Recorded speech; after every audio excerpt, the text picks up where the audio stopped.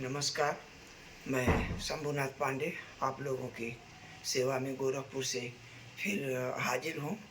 थोड़ा कल मैं एक डिबेट देख रहा था टीवी पर, तो उसमें चूँकि मध्य प्रदेश का चुनाव वगैरह मध्य प्रदेश छत्तीसगढ़ का संपन्न हुआ, तो उसमें बात गठबंधन पर सब कर रहे थे। तो मित्रों, मुझे इतना दुख हुआ, इसीलिए मैं अपने राष्ट्रवादी हिंदुत्वनिष्ठ हिंदू भाइयों से तुरंत मुखातिब होने का निश्चय किया और आनन फानन में मैंने पंकज सर को फ़ोन किया।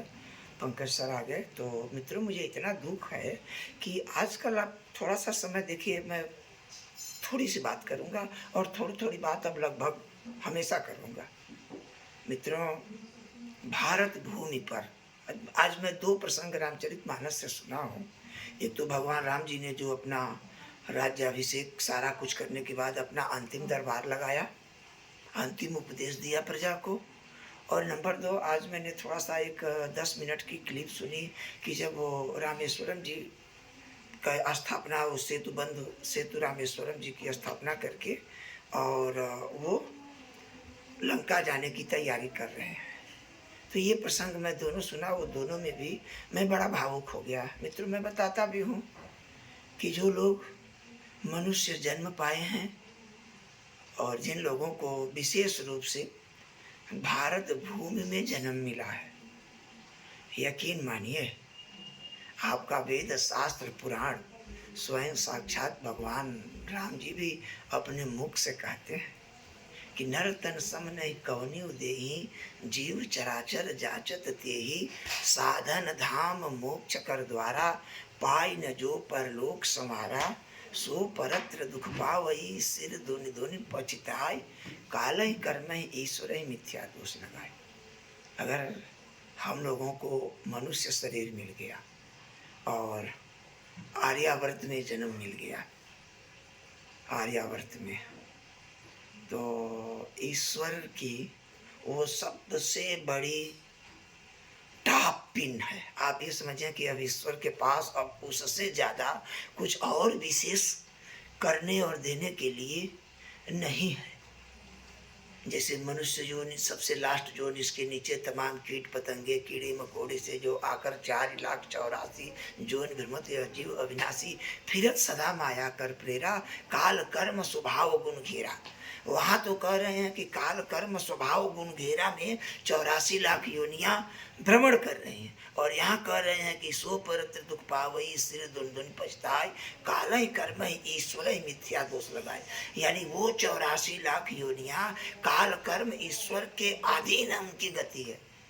लेकिन जिसको मैंने मनुष्य की शरीर दे दी, वो काल कर्म गति ईश्वर के अधीन नहीं है। कांच किरिच बदले तेले ही, करते डारि परसमन दे ही।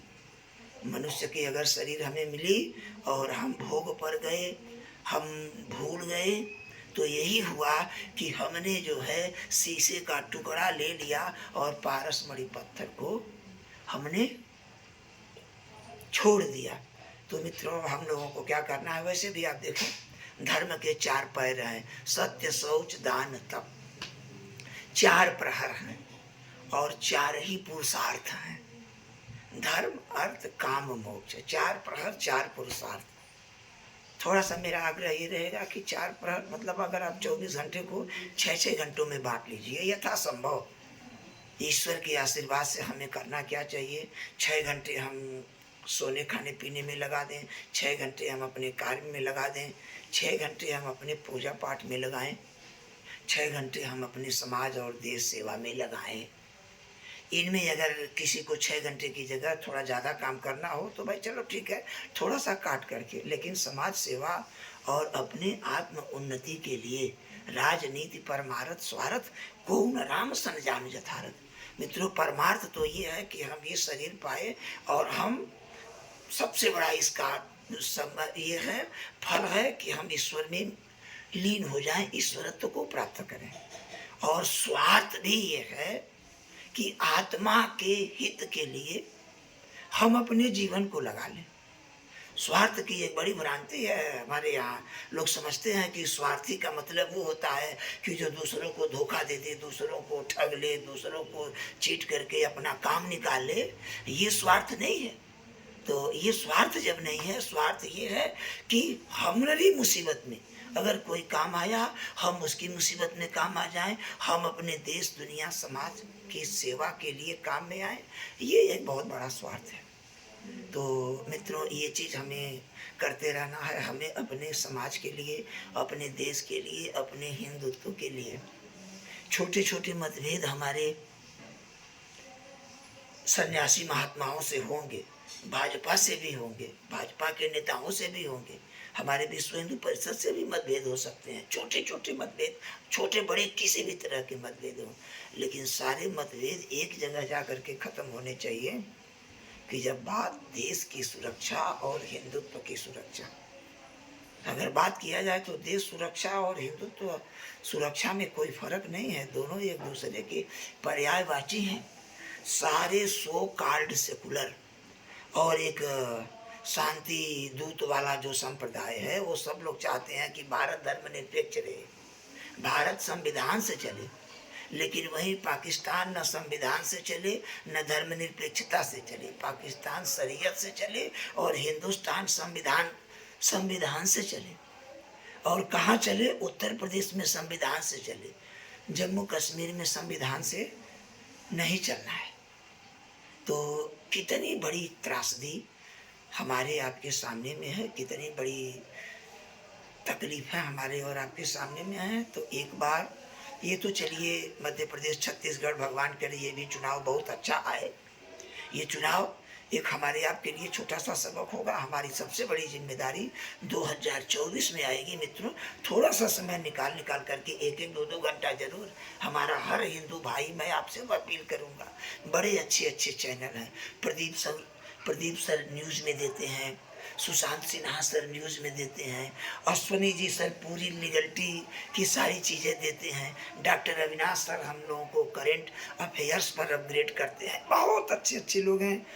और तो मैं तो चाहूँगा कि आप सब लोग उनसे भी रूबरू रहें और आपस में एक छोटा छोटा सा ग्रुप बना करके अपनी एक्टिविटी को बरकरार रखा जाएगा। समय समय पर अन्य सारी चीज़ें और व्यवस्थाएं हम लोग देते लेते रहेंगे और आपस में हम लोग जुटे रहें। छोटे छोटे मतभेद सुलझाए जाएंगे और बड़ा ध्येय ये होना चाहिए कि जब हिंदुत्व सुरक्षित रहेगा तभी देश सुरक्षित रहेगा, और जब देश सुरक्षित रहेगा तभी हमारे और आपके मतभेद की लड़ाई भी हम और आप तभी लड़ पाएंगे जब हम और आप सुरक्षित रहेंगे। नहीं तो आप 50, 60, 70 देशों में देख लीजिए कि क्या हो रहे हैं। पहले सारे यहूदियों को, ईसाइयों को, क्रिश्चियनों को शांति दूत साफ करते जा रहे हैं, और जब साफ कर लेते हैं, पूरे देश में जब अपना एक छत्र राज्य स्थापित करते हैं, तो वहाँ अपने भी चैन से नहीं रहते हैं।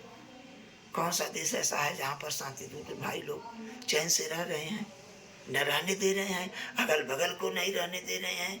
आधे मिनट में अगर आप लोग अब भी नहीं संभले तो देख लीजिए, गुजरात का दंगा सब लोग जिक्र करते, गाजा पर आतंक, गाजा पर इजराइल की कार्यवाही की पूरे विश्व में विशेष देश वाले लोग निंदा कर रहे हैं। गाजा, इजराइल बड़ा खराब कर रहा है, इजराइल बड़ा खराब कर रहा है। लेकिन हमास ने बड़ा खराब किया। कितने लोगों ने कहा।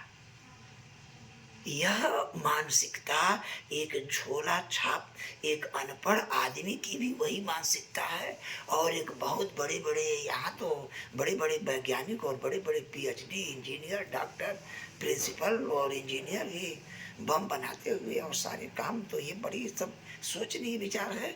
हमें अभी सबसे पहले अपने आप को मजबूत बनाना है। हमारे और आपके छोटे छोटे मतभेद नहीं रहने चाहिए।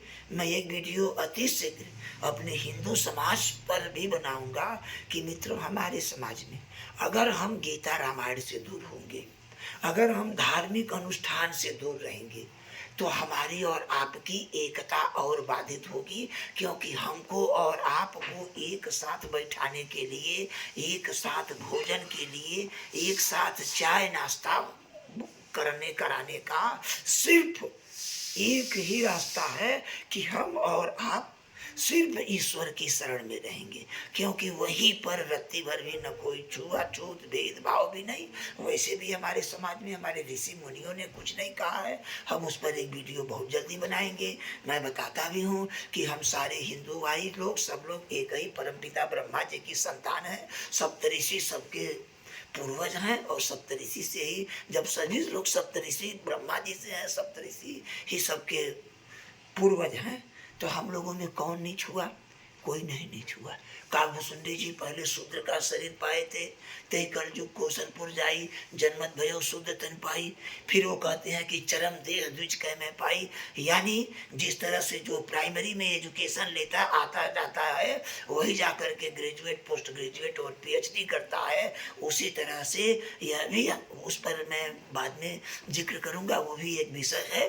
और ईश्वर की कृपा से, इस संतों के प्रसाद से थोड़ा बहुत मुझे भी मिला है, तो मैं अपने हिंदू भाइयों के लिए मैं भी अपनी गिलहरी वाला छोटा छोटा प्रयास करता रहूँगा। पंकज जी का बहुत धन्यवाद कि वो अपने व्यस्त समय में से आए। जय हिंद, जय श्री राम, जय भारतवर्ष, नमस्ते।